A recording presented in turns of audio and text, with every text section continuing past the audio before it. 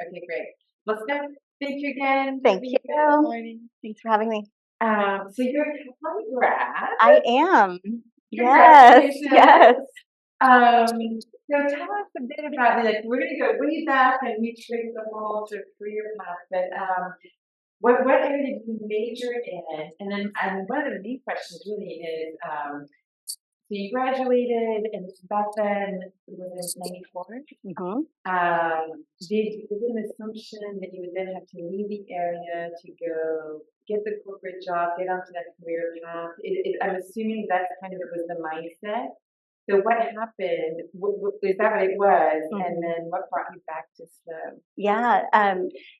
So I graduated from Cal Poly.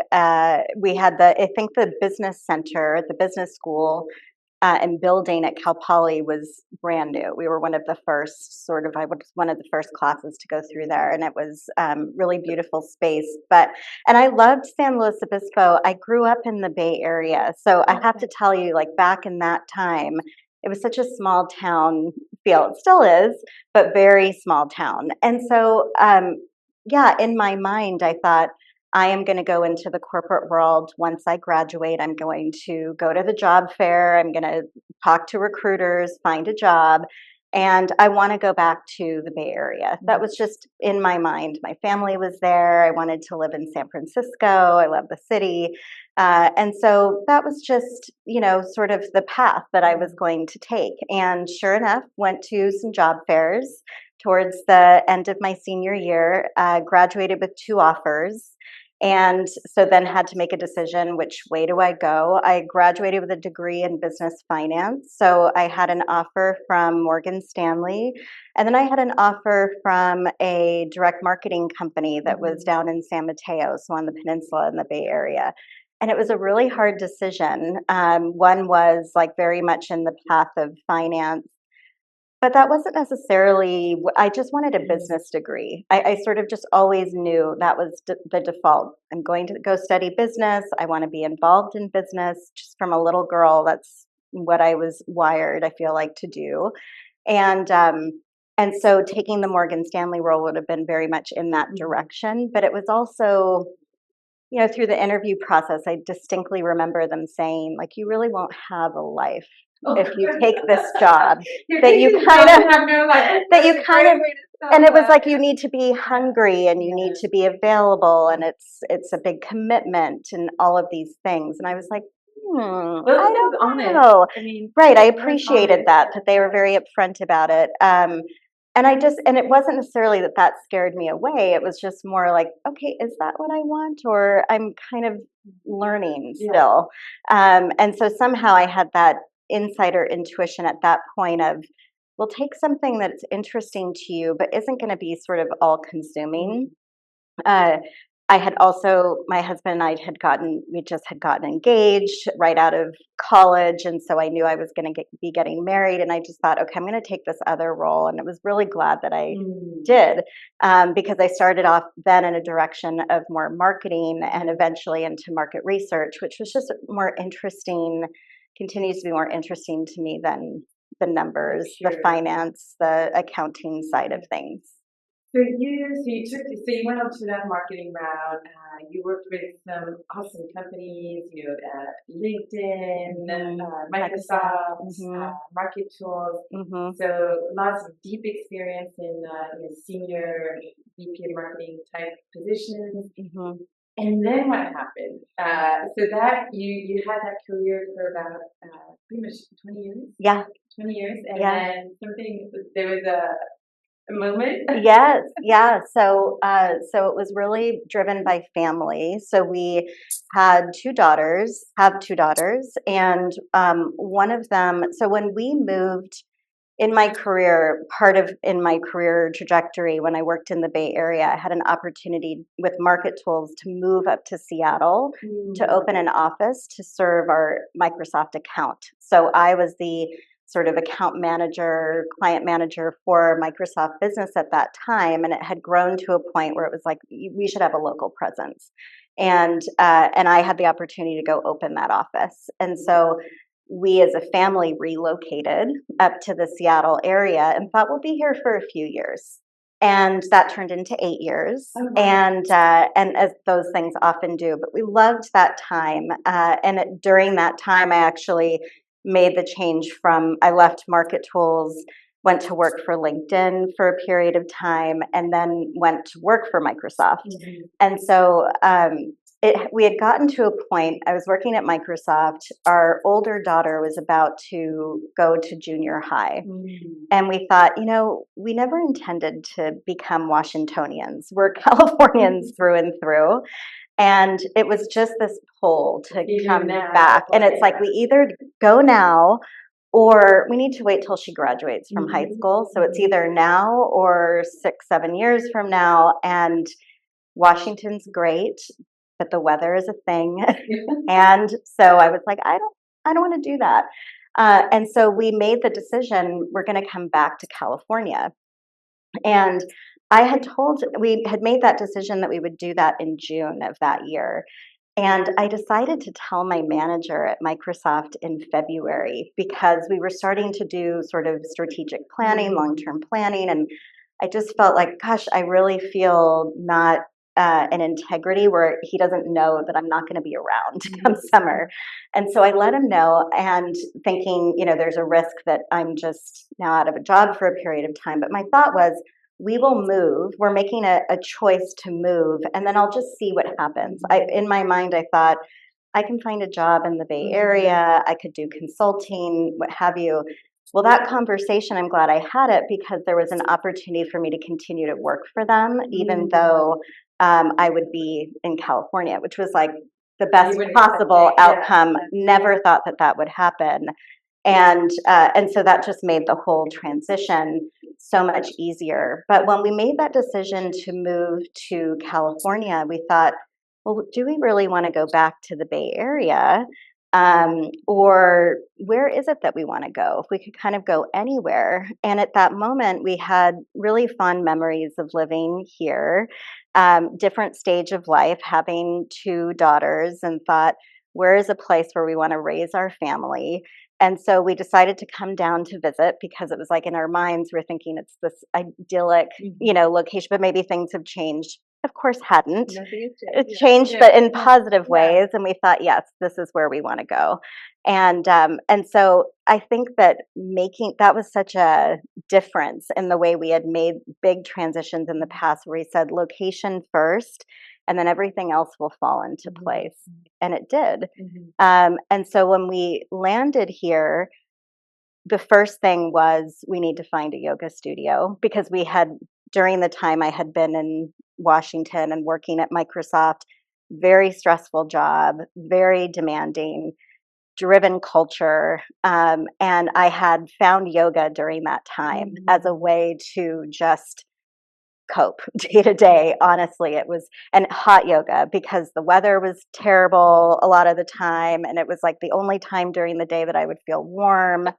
And it was like, I couldn't think of anything else but getting through the class, because it's so hot and sweaty and all the things. And so it was just sort of this forcing function of being in the present moment. And I was hooked from kind of the first class, and dragged my husband to class after he saw me doing this. Like, what is with you? Every day you must go to yoga. And I'm like, you got to try this. You got to come. It took me, I think, 6 months maybe to get him to come into class. Same thing. He was hooked from that moment. And so while we were still living in Washington, we both took yoga teacher training, just as a way to sort of get deeper into the practice, understand more about yoga philosophy, all the things. I finished training, continued with my job at Microsoft. He finished training and started teaching yoga. So when we got here, it was like, first order of business is, we need to find a yoga studio. And we found Yoga Center on Higuera Street, and became members, started going all the time to class, got to know the community. The studio was already in place. It's there. It has been there since the early 90s. Yoga Center has been around. Yeah. And so the people that owned it at that time, they were the 3rd owners of the business. And it had been in different locations in SLO, but in that location on Higuera for about 8 months. Right. And it was a dance studio. It was Academy, or the ballet academy that's Right. now located further out. But so we became owners or members. We got to know the owners and came to find out that they were wanting to sell the business. Mm-hmm. And I was still working for Microsoft, but we had gone through a reorganization. I didn't like what I was doing. It was really hard to work remote, Yes. which is really funny to me because now I think that's such a Well, I think back then, common thing, but yeah, I mean that not all the systems were in place like they are today, right? I mean, we learned so much through COVID, right, to make exactly, it functional. But exactly. yeah, Yeah, I mean, they had, Microsoft has Teams, and they were one of the early, like, they had these mhm, tools. But as a company and the culture, if you weren't walking the halls and people were aware of what you were up to and that kind of thing, it was really hard at that time. mhm.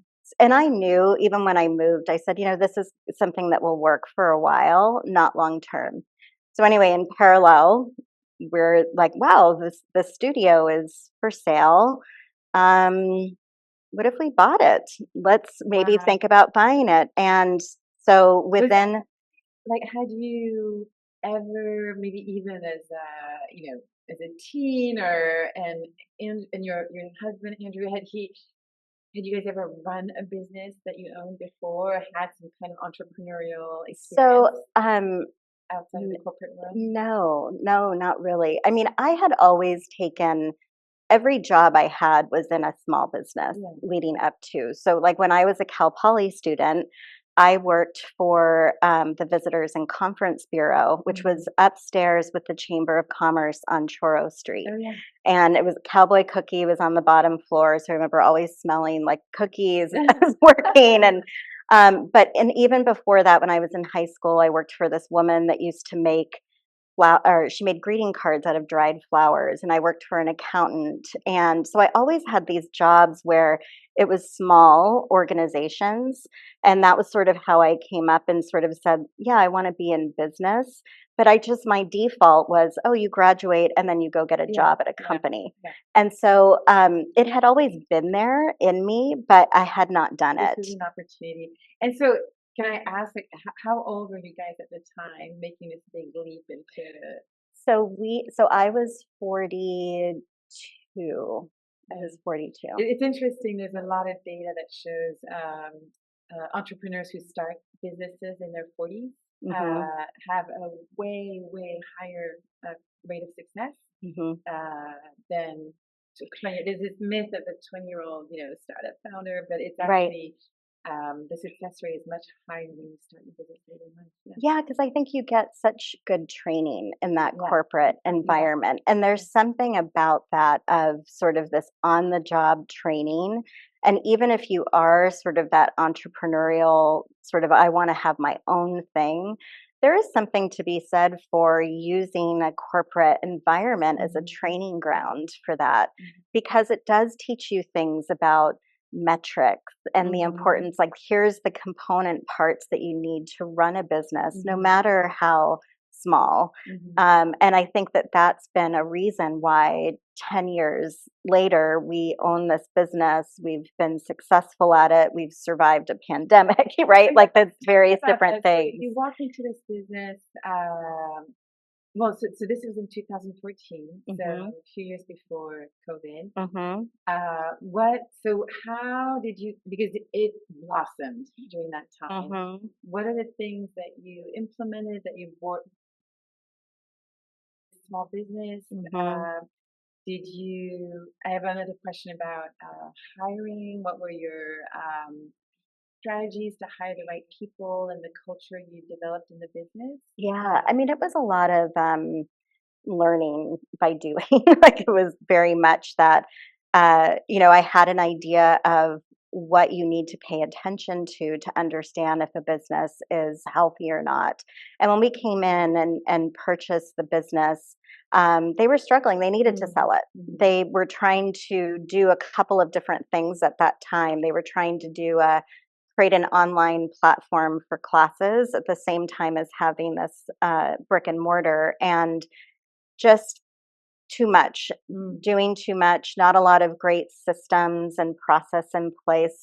There was some of things that were in place, but still not a lot of, it was just, I want to do all these things rather than sort of focus. So to me, it was a lot of, okay, let me understand what's in place, but then also understanding what is it that we want to put in place. So really doing that important work to establish our mission, our values, and really starting from our why was really important. And that then made it easy to determine, well, which of these things are we going to continue? Which of these things are we not going to do?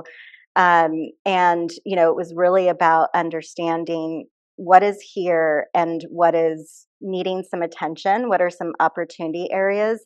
And it really was mostly a focusing in on the core pieces, because what we wanted to do was run a yoga business. I kind of want to put a bit of a bow on that. It's just not being everything to everyone. I mean, that's something we talk a lot about with startups. When you're doing customer development work, or you're testing your version 1, version 2 of whatever the software, and it's so hard to filter all the feedback and not get caught up in, there's not these 20 new features that people ask for. Right. Okay, hang on. How do we filter that down? So how did you find that focus, and how did you, what was it? And how did you get to it? How did you know that was the thing that you need to? Yeah, I mean, well, for us, I started as the recipient of this information, right? Because I had been going to studios. So I did a lot of research, right? That was the space that I knew was market research, because that was the roles that I had at these other companies. And so it was really about, well, who is the customer, and what is their experience like? And I had that firsthand from going to yoga studios for years and years. And so everything from what is the experience of what is on the schedule, what are these classes, do they make sense, and are they easy to understand? Because I'm sure you've read yoga class descriptions and you're like, I don't understand what we're going to do, Yeah, is it going to be different? Am I going to be able to do this? Yeah, so just that experience of how is a customer engaging with us? Is it easy for them to find a class, book a class, come to the studio, walk in? Do they know what to do? Like, this is an early memory I have of going to Yoga Center, because we're up on the second floor, is walking up the stairs and like, where do I go? What do I do? It wasn't clear. And so those were some of the things. It was just like, these are the simple things that make a really big difference to understand that full experience of what you're looking to provide. And especially in that sort of business, it is about the experience more than anything. So making it as seamless, as frictionless as possible. On the schedule, there were lots of classes that were sort of the same class. They were gentle yoga, but you might have one called something else. And it's like, what's the difference between these? Let's simplify, and like, this is what it is. A vinyasa class is our flow class. A gentle class is a gentle class. A restore and so just have 5 or 6 different options instead of a dozen that are kind of similar in nature. So it was a lot of just simplifying, I would say, is kind of that focus and simplifying piece that came from me as a customer experiencing that. Yeah, no, that's so great. I mean, it's that is the magic, especially when you're offering a service, right? It is all about that customer experience. And the simplest things, like, it's true when you walk up to the studio. I mean, I've been going there, I think, for 10 years now, but just the signage. You guys have great signage, and it's always friendly but direct. It's like, you know exactly what's going on. It's super well done. Oh, sorry. Thank you. So the customer experience was that was the first area of focus. Yep. And then, so then what happened with this space? I know the space, well, hang on, maybe we can talk about that after the COVID question, because first came COVID, and then I know you guys did a lot of changes to the space. There was some expansion, there was some testing, you tested a few things in the downstairs location. Yep. I mean, this is a big space. Let's talk about that. There's the ground floor, walk up and again, up again. So tell us a bit about this space. Yeah.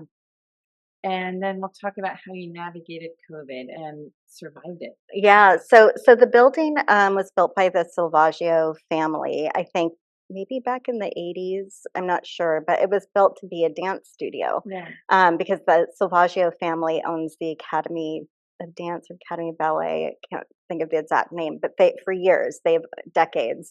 And so that space was built to be a ballet studio. So on the second floor, we have this beautiful Mm. studio with beautiful um, spring floors Yeah. and really design and mirrors against a wall, all kind of with this idea to be a Beautiful ballet studio windows. and beautiful Yeah. windows that look out over the creek. So I think for us going there for the first time to take class, it was like, wow, this is really amazing. You would never know that this is up here Mhm. walking by this building, Yeah. right, on the sidewalk. And so big space, big operation. Like a lot of times when people think about a yoga studio, you think about one big room, you walk in, maybe there's someone you check in with at the front desk, and there you are for class. This is, there's two studios, one on the second floor, one on the third floor, over 70 classes a week, How many 7 days a week. Yeah. We have 1,000 people come through our door every week to take Wow. class. Wow. And Yeah. so it's a big Yeah. operation. And so that was the thing that when we decided to purchase it, it was a decision of we are taking something on that is big. It's not something that is a part-time on the side type of thing. It is it's a 7 days a week sort of commitment. And for my husband and I both, Mhm. and we both brought different levels of experience. His is in the facilities, the operations, like keeping all of the space running and things Mhm. functioning.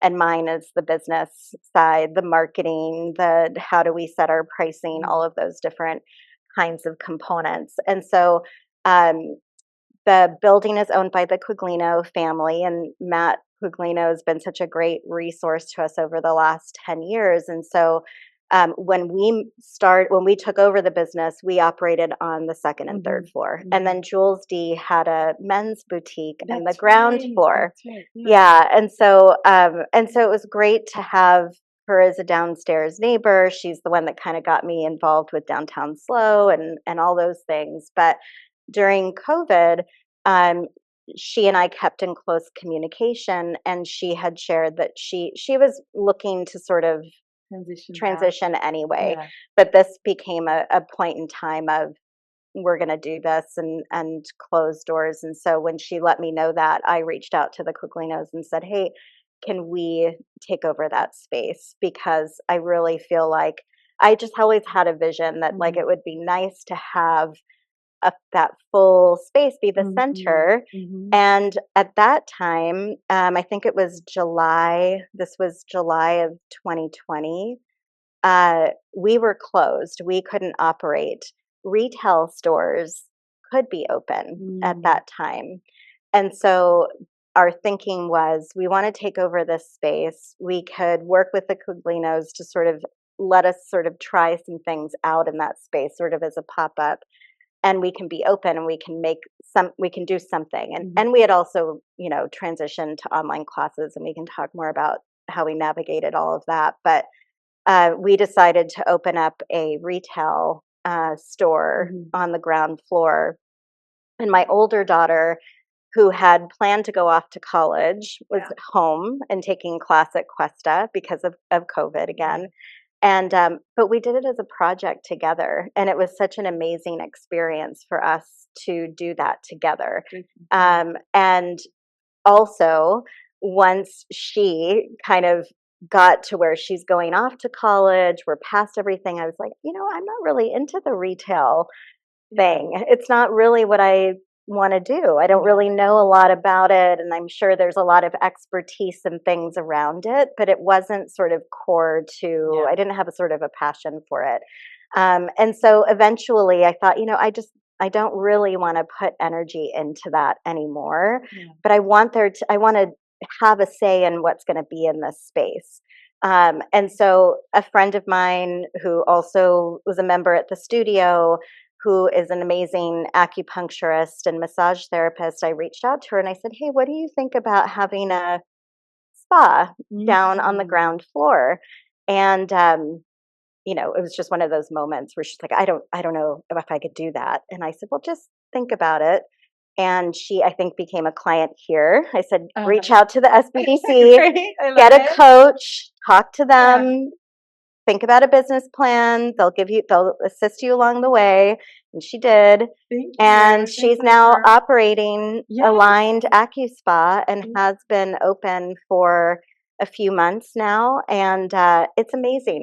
It's fantastic to have her on the ground floor. We sublet the space to her, but we still have a studio in the back of that space that she can use for classes, that we could also use for classes. We haven't really implemented things down there yet, but that was important to me to have a ground floor space because there's not an elevator in the building. It's sort of, the ADA components that's grandfathered in, and it would be really hard to put an elevator into that space. So I'm really happy that we've got something accessible on the ground floor, and we'll see what happens. We'll see what unfolds. I love that. It's sort of like your ground floor is your you've been like testing. incubator. You did, yeah, exactly. Like you had this pop-up store. You realized great mother-daughter project, especially during COVID, something to focus on and gain experience from. Realize retail. Not your, not the area, not the passion. Yeah. That doesn't care. So on that note, I had a follow-up question. So you have married your passion with your business. Very lucky that way, I feel like. Right. So what are the rewards?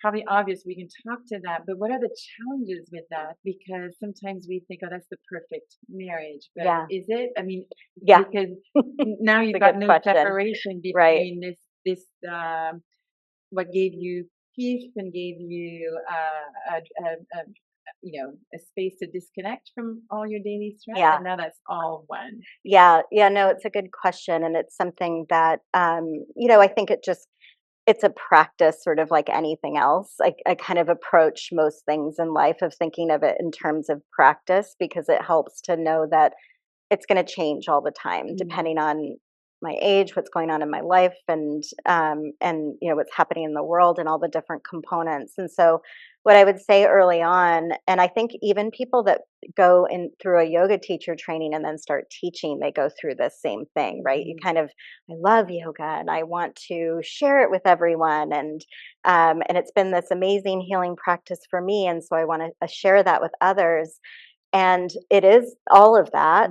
And you go through these periods where it's really easy then to lose sight of your own personal practice or find that challenge. And so I've gone through the stage of, and continue to, I'll be taking class and I'll look up at the ceiling and I'm like, oh, there's a cobweb up there. I got to get that after class, or tell someone to get that or whatever. And so there are those, or you're just busy and all of a sudden you're like, here I am running a yoga studio and I don't have the time to make it to class. What's wrong here? So there's, I think at the end of the day, what it comes down to is you've just got to carve out the time. And I have done things like gone on research trips where I will go down to LA and I'll hit a whole bunch of different studios and kind of see what they're doing and do some research on, out in the field. But that's a great way to sort of reinvigorate what I love about the practice. Likewise, going on retreats or things like that. So it just ebbs and flows, and I also think because we have new teachers that come and go, then that's an opportunity to come, and they come with different levels of experience too. And so just even being able to have a conversation with them about what was their training like and their experience reinvigorates all the things. And then even in a business setting, so I just have been reading this book. It's called The 15 Commitments of Conscious Leadership by Jim Detmer. And it is, I shared it with my husband. I said, you've got to read this book because it's a business book, but it's basically yoga. They are describing the practice of yoga in this book. Wow. So I even love that there's this aspect of conscious leadership that's being talked about more and more, that is essentially bringing these mindfulness practices into a corporate environment. And that feels both exciting and much needed in the corporate space, because you don't generally talk about feelings and take radical responsibility and have self-awareness and all the different ways in a corporate setting. You just don't often have those opportunities. So it's probably just where I'm plugged in, but I feel like that's kind of a trend that I'm seeing. And that invigorates me too, because it is sort of that what is bringing to light my passion, because to me it was always more about the mindfulness piece, the mental piece, than it was about the physical piece. And that was what I was seeking when I went to my first class. And so I can always kind of come back to that. It just, sometimes I lose sight of it. It ebbs and flows, but I can always come back, and it's always there. It's like, oh yeah, this is why. That's amazing to be able to make those parallels, bringing that yoga mindset into how you want to run the business. So on that note, so what are your hiring practices? Like, what do you look for? Do you have systems and processes for that? On what's maybe the bigger question is, what is the company culture? It's still a company, it's a studio, but you're running a business. What's the culture around that, and how do you find? Because it seems like everyone who teaches there has a very similar mindset. They're just wonderful, amazing humans. Like, how do you find them? What's your process to hire the right people? I think it's that we're all, the center of gravity is the practice. It's one of those things where we say, it's an environment where there's like-minded sort of people that are seeking mindfulness practices and understanding that there's benefit to sort of taking a break and just getting centered with yourself and being in community with other people. And so that tends to be a center of gravity. And so that's really good, because what I would say, absent of that, it would be hard. It would be hard to sort of establish culture, because in a studio setting, we have over 30 employees, but we have front desk staff, and then about half a dozen front desk staff, and then we have instructors. And some of our instructors teach one class a week. Some teach several classes a week, and many of them teach at other places. And so it's a really interesting, different type of business than certainly what I had experience in a corporate setting, where I was hiring people and it was about onboarding them to the culture and what are our values and this and that. Here, I don't really have that same opportunity, because for most of our instructors, they're coming in, teaching their class, and they're going off. And if you think prior to 2020, before the laws changed in California, they were independent contractors by choice. They wanted that because they're themselves the business of themselves, right? That is their brand. It is about, I go and I teach yoga. I might teach at 3 or 4 different studios.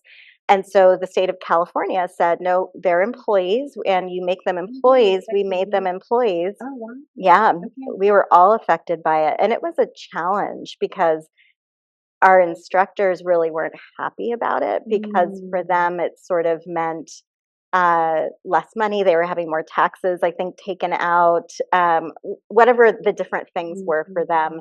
For us, all of a sudden it became a lot more expensive, and we're paying payroll taxes and all the various, we always had workers' comp and things like that in place, but all of those other components, having a employee handbook and doing trainings and all of it all became more formal in a setting where people were generally like, we're love and light, and we don't want to be put down with all these policies and procedures. But that was where my corporate background came in to say, we have to do this to run a business. So we can say our why that we're doing this is that we understand that this practice can be healing and beneficial for ourselves, for our communities, and we believe in it. That's our why. Um, but our what is we're running a business and we need it to be sustainable Mhm. so that we all have employment and we can all continue to Mhm. grow and we can make money so that we can pay for the things that we need to and all of those different pieces. And that's where it continues to be a little bit challenging Mhm. because you have people that are getting into the business because they Mhm. love the practice, but it's like, but you have to understand that it's You're also running a a business. business. Yeah. Yeah. And so people that were former colleagues in the corporate world would come to me and say, "Oh, it just seems like it's a dream that you're doing. You get to run a yoga business." And I said, "It's still a business." Yeah. Yeah. Yeah. Just because we're teaching yoga doesn't mean there's rainbows and Yeah. unicorns flying around all the time. It's just there are things that Yeah. we have all the same things, whether we're running, a different type of business or Yeah. ours, that are very important. Do you have employees, non-instructor employees? Like, do you employ people to run your social media, to run,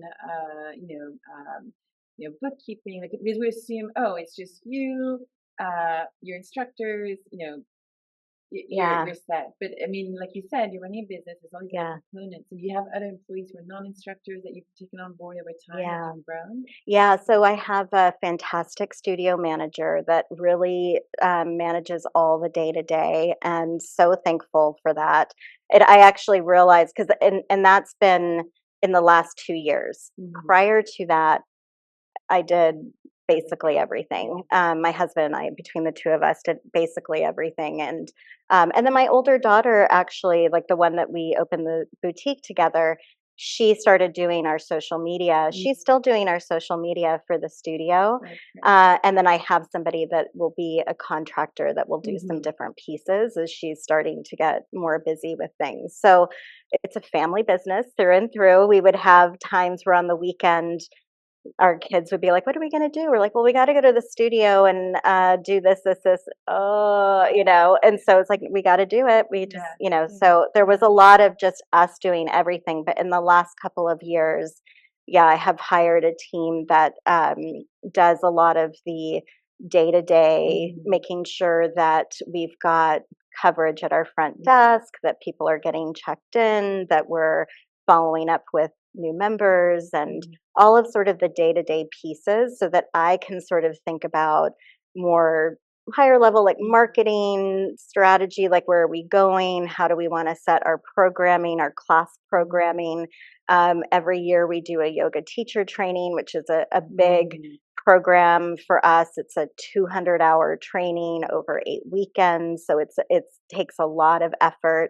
My husband leads that training, but I do the business of yoga Mm-hmm. section of the training, and we have other instructors that do different topics and pieces. So, and then we have workshops. Yeah. So it's sort of like we're running, I feel like, all these mini events, several Mm-hmm. of them every single day, 364 days a year. So, Mm-hmm.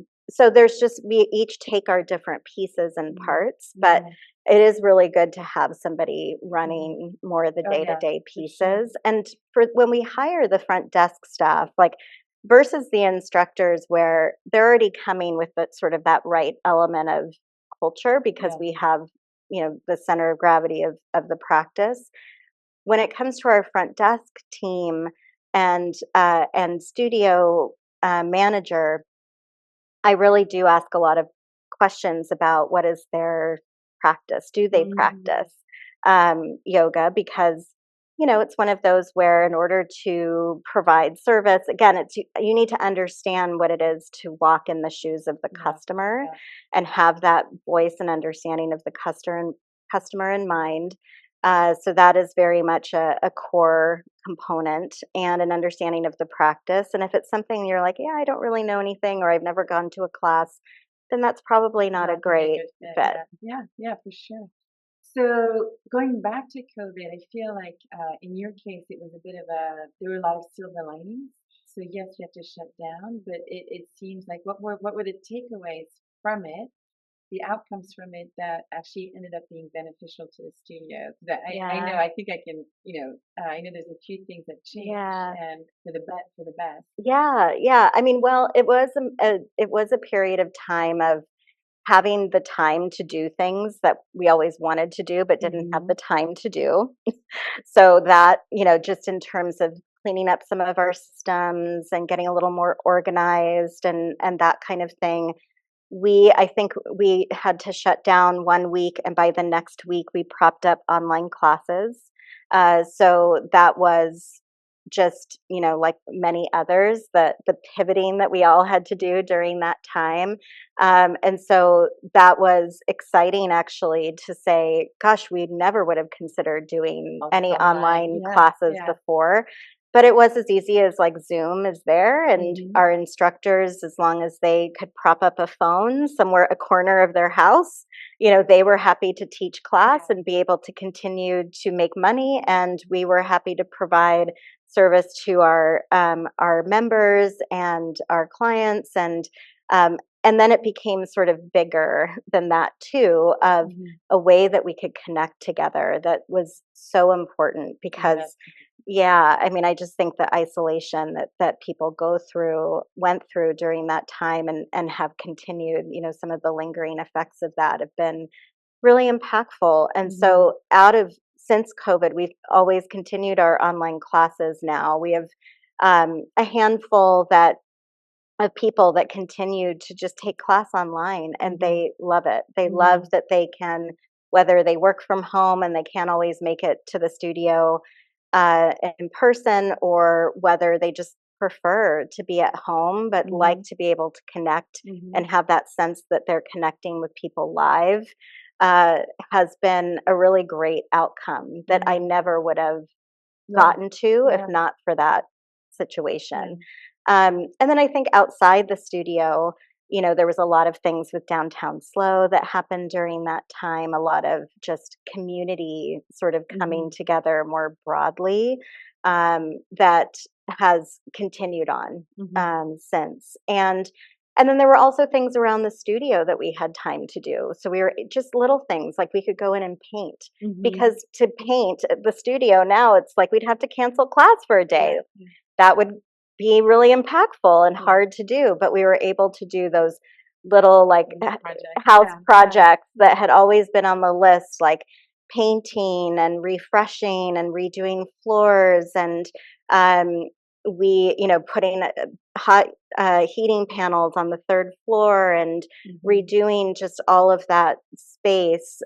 We have a community room over on the other side of our third floor space where we have another, we put in another shower, and we have a space where people can come and hang out before and Hmm. after class. Hmm. They can work from there if they want to. And so those types of Yeah. things were things that we were able to do during that Yeah. time. It was both as a function of us wanting to keep busy, Hmm. and also like, oh, this is actually a really nice sort of upgrade Opportunity. for the Right. space. Yeah.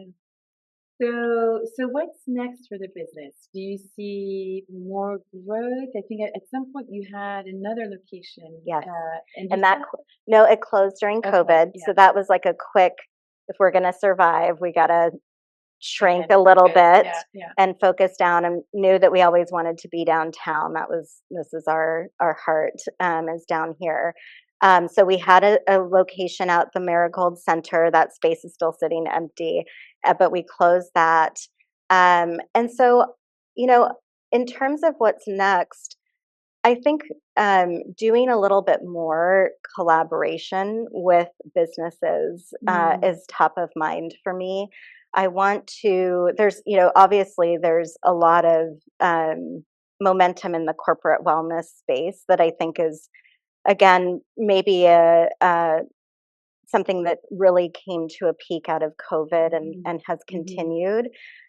But we've always had sort of a corporate program, corporate wellness, in the sense of if a business wants to, whether they want to subsidize part of the cost for class for their Mhm. employees, or we just have a discounted rate that we offer.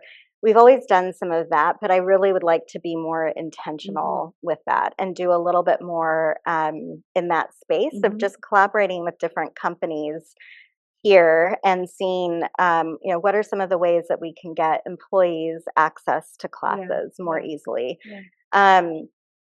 I will never say never when it comes to like the things we might do, but right now we really love having a single location and having the ability to focus on that. And I'm also at a stage of life. I just moved my mother down to Arroyo Grande this past weekend, and she's in an assisted living place down there. And so, I just want to make sure that I'm carving out enough space that I can be there for family as well as for the business. But I think it's just continuing to sort of hone what we have a little bit and then doing a little bit more intentionally on the corporate wellness side. Because I think for me, with my experience, that's a place where I think it's worthwhile for companies to focus there. To invest in and whether that looks like just making it accessible for employees to take yoga class, or whether it looks like something else, like thinking about mindfulness practices that maybe teams could do, who knows? But that's a space that I'm intrigued by. No, that's great. Let's see. Well, I guess this is always a question I like to ask at the end, but open to questions if anyone wants to jump in. And yes, okay, great. Here, Mike. So I think you answered the question that I had about running the business on a day-to-day basis. So it sounds like you and your husband feel like you can get out of town for a week vacation and not be thinking about what's going on at the business at this point. My other question is around, is there a seasonality aspect to your business with such a high percentage of the population being Cal Poly students? Do you have to do any special marketing every September when the new crop of first-year students come into town? And I'm assuming you're losing a percentage of your clientele when seniors graduate and leave slow. No, it's a good question. I mean, that's a challenge that I think a lot of business owners face in a college town, right? Both for clients as well as for employees. And so, there is a seasonality to the business. So it's funny, in January, that's sort of the busiest time. Everybody's making their resolutions to go to class. And so usually the month of January is the busiest time, and it continues into February, and then it starts to taper off a little bit. So we're really intentional about some promotions that we do in the month of February, because we know December, January, don't really have to do much because people are just going to come anyway. But come February, March, it's like, how do we keep them motivated?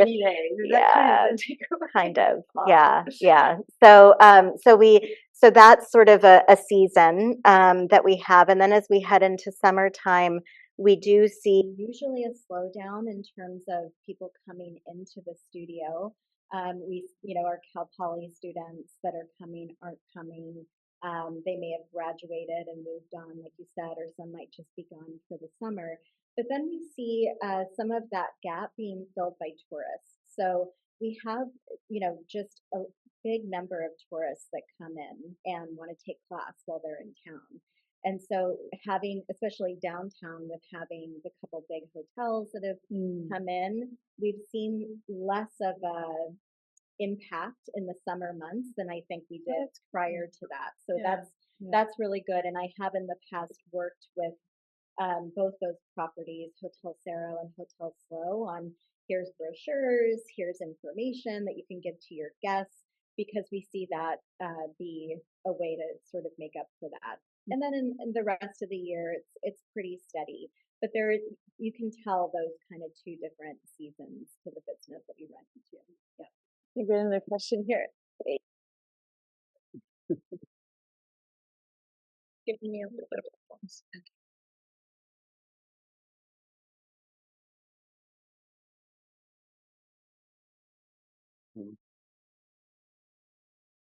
Okay. Hi, Jeff O'Gid, a longtime member of your studio. Yes. I've always thought your communications are really excellent. Your email newsletter and such. Thank you. What's the secret? Do you have any rules of thumb about how you produce it with such consistent tone? And and brevity and clarity. Thank you. Thanks for saying that too. Thanks, Jeff. It's good to see you. So, it's funny because it makes me blush when people talk about the newsletter because I almost it feels almost like a journal to me. And then I realize like, oh gosh, because people will say like, oh, I love your newsletter. And oh yeah, people are magic because it's very genuine. Yeah, I mean, I think when I get feedback, positive feedback is like when I'm mostly talking about like what is present for me right now, what am I experiencing, and just voicing that out. I think is one where without intention, I think if I can reflect on it, that's a component, and so it's just and I think in that way it's relatable. So making the communications relatable, and that sometimes, there's a lot of things going on, and then there are other times where I just need to communicate things out and don't really have anything sort of top of mind. So it's more just communication of here's what's going on.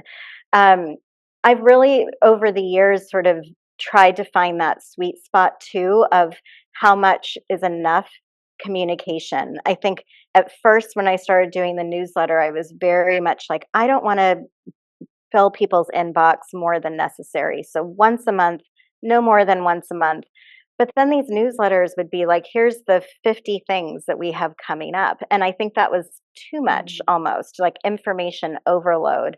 So what I tried to get to, and actually this came during COVID, was COVID spurred up the frequency of communication. I felt like every week that email newsletter became the really only way to communicate what was going on.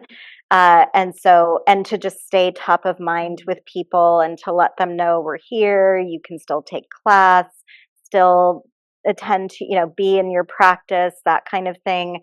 And so I started doing them every week. And now it's sort of every 2 to 3 weeks that I send something out. And it's honestly just a function of here's what we have coming up that I want to communicate. But in the upfront introduction, it's either here's what's top of mind for me or what I'm going through or that maybe might be relatable to somebody else. Or I'm just reporting like here's what's coming up. But in any case, again, I sort of put myself in the seat of the reader because I subscribe to other studio newsletters. I subscribe to a million different things in my inbox. It's ridiculous. But so I think about what I respond to, what resonates for me. And it is the like, hey, yeah, I want to know what's going on so I can opt in or opt out. And so that's tended to work pretty well. But I do love that aspect. I do love writing. I do a lot of journaling just as a practice. And so, yeah. Yeah, I think, honestly, well, so I'll put in my 2 cents. I think with the world of ChatGPT that's sort of taking over, I think it's very easy now to recognize the genuine voice versus, okay, this was written, and pre-programmed for years, and there's no tone, it doesn't feel completely human. I mean, there's many benefits to how we can use ChatGPT, but and I've had many people say like, oh, I could do that have worked for us in the past. I can do the newsletter, I can do the social media and this and that, and it's just my way of connecting to people because I am not there teaching classes every day. I'm not there that much at all currently. And so it really is my way of staying connected with the community. Yeah. So any other questions? Okay, so I have a parting question. If you could, what would be the tips you would give your day one entrepreneur self when you first took on this studio, looking back, things that you've learned over time, and with the experience and knowledge you've gained, what would be some things that, you know what, I wish I'd known that? Yeah, I think what I got to through a lot of trial and error is that just try things out. that the you that testing and yes, that quickly, you yeah, can, yeah. you know, we would agonize over changing anything on the schedule, changing any class, changing any teacher, changing any time, because we thought we're going to make someone upset, and that was really hard. We didn't want to make anyone upset. And what we got to is like, well, we can just try this change, and if it doesn't work, we can just change it back, or we can change it again. So I think it's sort of that letting go of perfectionism, that and also letting go of we really can't make everyone happy. Yes. That, you know, we really can't, as a business, cater to what everybody wants all the time.